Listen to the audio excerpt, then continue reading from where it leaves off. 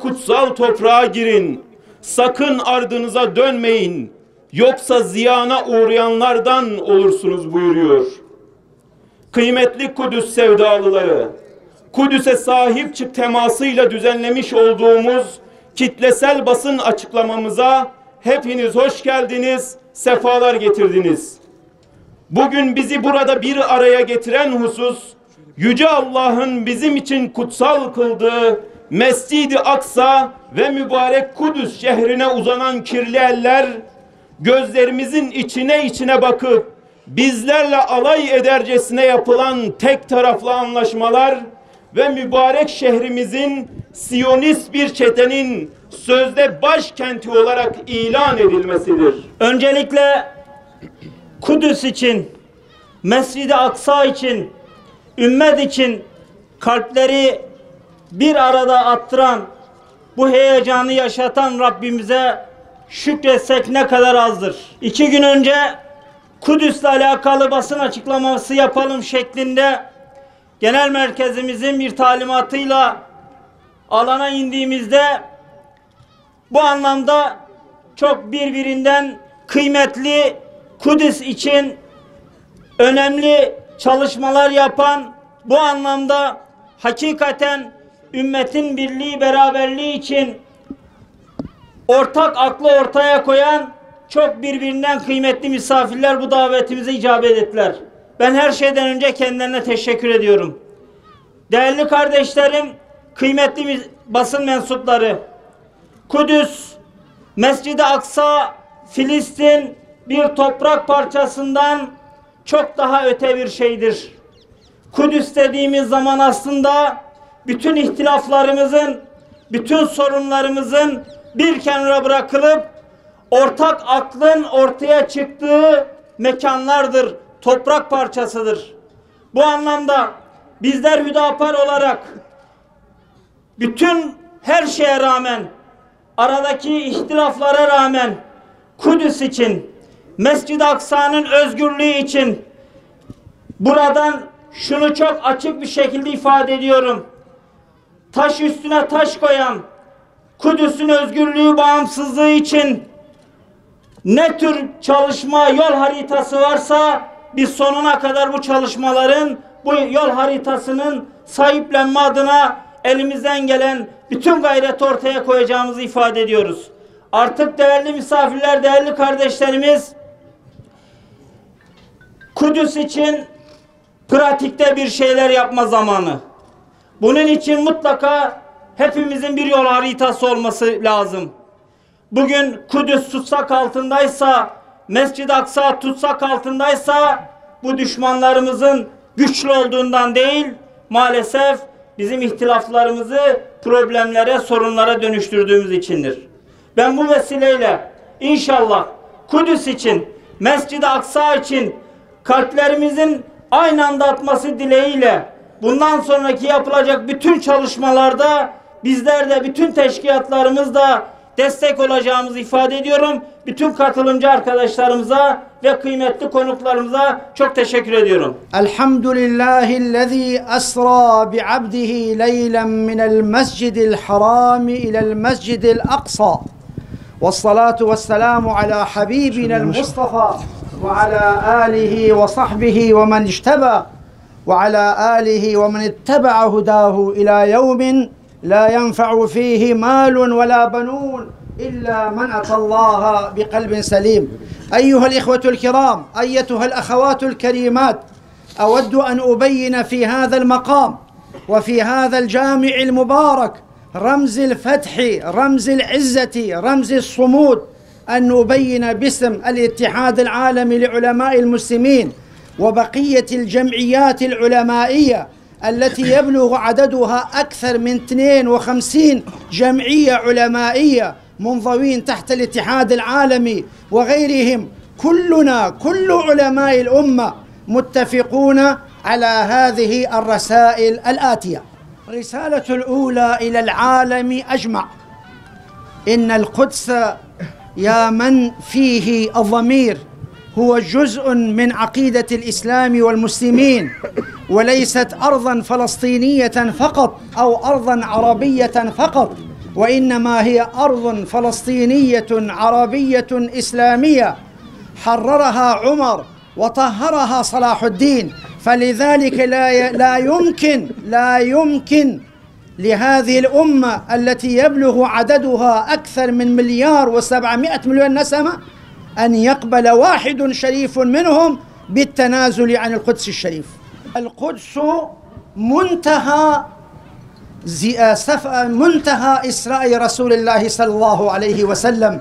مبتدأ الإسراء المسجد الحرام، ومنتهى الإسراء ثم المنطلق إلى المعراج القدس الشريف. فلذلك كما لا يمكن لهذه الأمة أن تتنازل عن المسجد الحرام فلا يمكن أن تتنازل عن المسجد الأقصى، ومن تنازل عن أي واحد منهما فهو خائن ليس جزءا من هذه الأمة. Şeyh ifade etti zaten söylenmesi gereken hususları. Bizler Müslümanlar olarak Amerika'nın, Siyonistlerin, emperyalistlerin ne dediğine, hangi planları yaptığına, ne zaman neyi uygulama sokmakla ilgili çabalarının, projelerin olduğuna bakmıyoruz. Biz Müslümanlar olarak kendi doğrularımıza, hareketlerimize, çalışmalarımıza bakıyoruz. İki, daha önemlisi Allah Teala'nın vaadine bakıyoruz. Allah Teala vaat etmiş, bu topraklardan Siyonistler temizlenecek. Bizim için bu bitti. لَتُفْسِدُنَّ فِي الْأَرْضِ مَرَّتَيْنِ 2 defa, yeryüzünde sadece 2 defa bozgunculuk yapacaksınız bundan sonra. Ondan sonra bitti. Emin olun bu son çırpınışları bunu gösteriyor. Az önce hocamın ifade ettiği üzere biz Müslümanlar olabilecek en sıkıntılı, zayıf, problemli halimizi yaşıyoruz. Her birimiz başka bir kulpu tutmuş, diğer Müslümanlarımızdaki problemleri maalesef savaşa götürecek kadar bir problem vesilesi sayıyoruz. En sıkıntılı vaziyetimiz, çünkü coğrafyamız yıkılıyor. Biliyorsunuz Suriye'yi, Yemen'i, başka bütün coğrafyanın ne hale geldiğini görüyorsunuz. Bu kadar sıkıntı yaşayan Müslümanlar en zayıf halimizde olmamıza rağmen bunları bu kadar korkutuyor, ürkütüyor, planlar, projeler yapmalarına vesile oluyorsa, uykularını kaçırıyorsa, o zaman birleştiğimizde, gücümüzün farkına vardığımızda neler yapılabileceğini onlar hesaplasın. Bundan sonra bizim için geri dönüş yok. Onların son durumu, son vaadi, Allah Teala'nın vaadi yerini bulacaktır. Evet, onlar Nil ile Fırat arasındaki vaadin kendilerine ait olacaklarını düşünüyorlar ama biz diğer vaadden bahsediyoruz. O vaad vakti yakındır, sabah da yakındır. Allah'ın izniyle biz sadece kendi üzerimize düşeni yaparsak Allah Teala'nın vaadinin çok yakın zamanda olacağını hesaplayabiliriz ki ondan ötürü gür sesimiz, sağlam duruşumuzla birlikteliğimizi, ittifakımızı muhafaza edersek, ihtilaflarımızı düşmanlık ve savaşma sebebi saymazsak Allah'ın izniyle Rabbimizin yardımı bizimle beraber olacaktır. Allah Teala bütün Müslümanların hayrını kabul etsin inşallah. Vesselamu aleyküm ve rahmetullahi ve berekatuhu.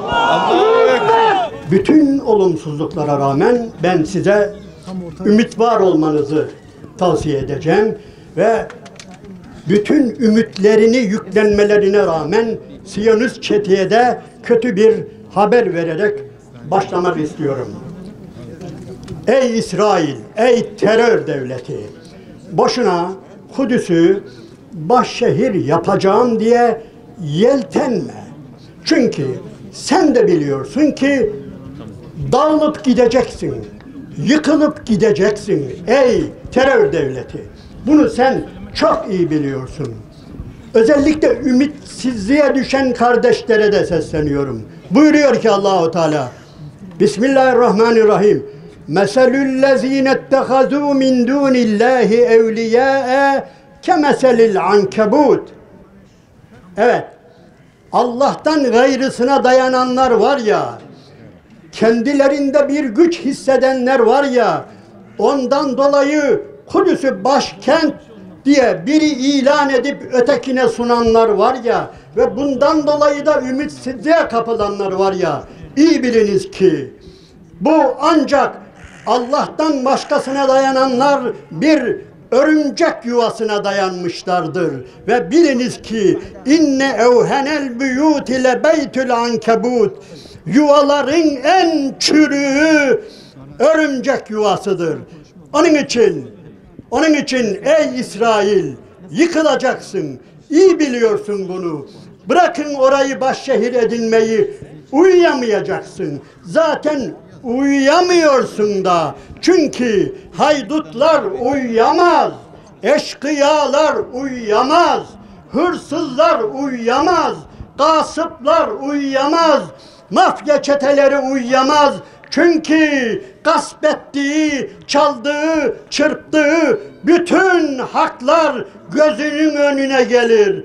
Ne zaman gözüne bir uyku girse, ey İsrail, biliyorsun, ne zaman gözüne bir uyku girse hemen o katlettiğin Filistinli minnacık yavruların ruhaniyeti gelir, üzerine çullanır ve birdenbire yatağından fırlarsın ve fırlayacaksın ve katlettiğin o yavruların, katlettiğin kız çocuklarının ruhaniyetleri her gece gelip sana musallat olacak. Evlerini gasp ettiğin, yurtlarını gasp ettiğin o Filistinli kardeşlerimizin ruhaniyeti hiçbir zaman senin odandan, yatak odandan uzak olmayacak. Bunu iyi bil ve uyuyamayacaksın ve ey İsrail, sen zaten daha önceden de peygamber katili olarak özellikle o Kudüs ve civarında sayısız peygamberin kanına girmiştin. Onlar da seni o şehre layık görmeyecekler ve seni durmadan rahatsız edecek. Lu'inellezine keferu min beni İsrail'e ala lisani Davud ve İsa ibn Meryem. Çünkü ey İsrail, sen o Kudüs şehrini fetheden Hazreti Davud'un lanetine uğramışsın bir defa. Meryem oğlu İsa'nın lanetine uğramışsın bir defa. Ve bi küfrihim ve kavlihim ala Meryem'e bühtanen azima. Sen o topraklarda, Filistin'de, Kudüs'te yaşayan Hazreti Meryem'e o büyük iftiraya attığından dolayı zaten rahat uyuyamayacaksın o topraklarda. Onun için sana o başkenti verdiğini zanneden, başkent olarak verdiğini zanneden o domuz var ya, o da bilsin ki her şey gelip geçicidir. Ümitsiz Müslümanlar, evet, asıl ümit böyle günlerde lazım. Eğer silahınıza güveniyorsanız, hele bir silahımız olsun, hele şunumuz, ona güvenmeyin. Asıl ümit var olma günü bugün, yani hiçbir şeyin kalmadığı zannetti. Evet, o Körfez'deki hainlerin de terk ettiği, tek başımıza Rabbimizle kaldığımız gün var ya, işte Allah'ın rahmeti Kudüs içinde, Mescid-i Aksa içinde böyle bir zamanda gelecektir. Önce buna iman edelim. Evet muhterem kardeşlerim, inanınız ki abartılı konuşmuyorum. Dünyada bugün tam 200'den fazla devlet var. 200'den fazla ve bunların çok büyük bir kısmı küçücük 500 bin, 1 milyon, 2 milyon ve inanınız çoğunun askeri yok, uçağı yok, tankı yok ama buna rağmen rahatça uyuyorlar. Niye? Çünkü kimsenin hakkını yememişler ama nükleer silahlara sahip olmasına rağmen İsrail terör çetesi ve dünyanın her yerine silah satmasına rağmen vallahi yıkılacağını biliyor. Çünkü tapusuz arazide oturuyor. Kaçak yapıda oturuyor. Öksüzlerin yerini gasp etmiş orada oturuyor. Ya bir gün elinden alacaklar bunu. Bunu bal gibi biliyor. Eşek gibi biliyor ve onun için uyuyamıyor. Yeter ki Müslümanlarda bu şuur, bu iman olsun. Bizim Rabbimizden dileğimiz şudur ki Allah'ım bu terör çetesinin yıkılıp gittiğini biz bu dünyadan göçmeden bize nasip eyle. Şu gözlerimizle görmeyi bizlere lütfeyle ve bir de yıkılıp gitmesine bizim de katkımızın olmasını nasip eyle. Sadece seyredenlerden değil, bu işin içinde olanlardan olmayı bizlere nasip eyle. Velhamdülillahi Rabbil alemin ve sallallahu aleyhi ve sellem. 100 yılın anlaşması diyoruz. Safsatanın bir dolanbacın bir filmin fırından peşinde burada toplandık. Allah razı olsun arkadaşlarımız bizi burada topladı. En azından bir tepkimizi ortaya koymak üzere. Ama toplandığımız yer önemli bir yer. Niye? Çünkü o 100 yılın öncesinde burada bir şeyler başladı bulunduğumuz yerde. Hepiniz bakın şu Fatih Camii'nin duvarlarında şu iki bloğun arasında mermi izleri var, mermi izleri. 100 yıl önce Sultan Hamid'i Balkanlardan oluşan o çapulcuların içinde çapulcuların olduğu harekat ordusunun gelip sıktığı o mermi izleri 100 yıl önce ya aittir. Onun için burada toplanmamızın ayrı bir ehemmiyeti vardır. O gün bugün ümmetin iki yakası bir araya gelmemektedir. Koskoca bir devletten, bir merhamet imparatorluğundan şimdi düştük ne hallerdeyiz. Herkes bir tarafta. Kimi Türk olmuş, kimi Kürt olmuş, kimi Arnavut, kimi Alevi, kimi Sünni, kimi Çerkez, kimi bilmem ne.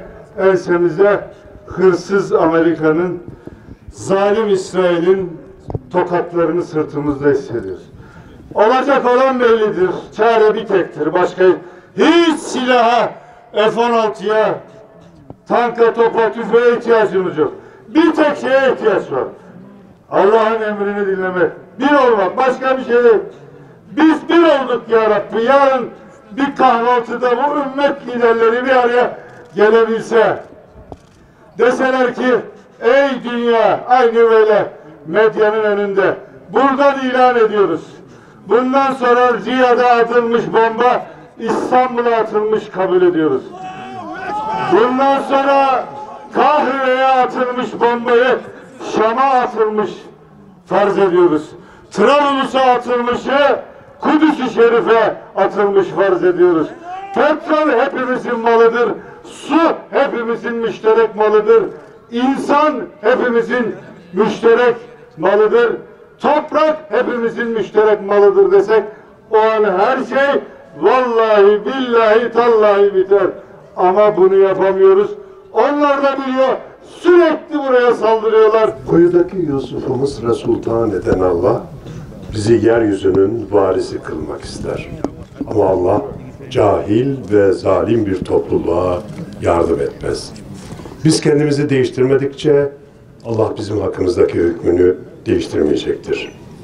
Şeytan kıskançtır. İnsanı kıskandı.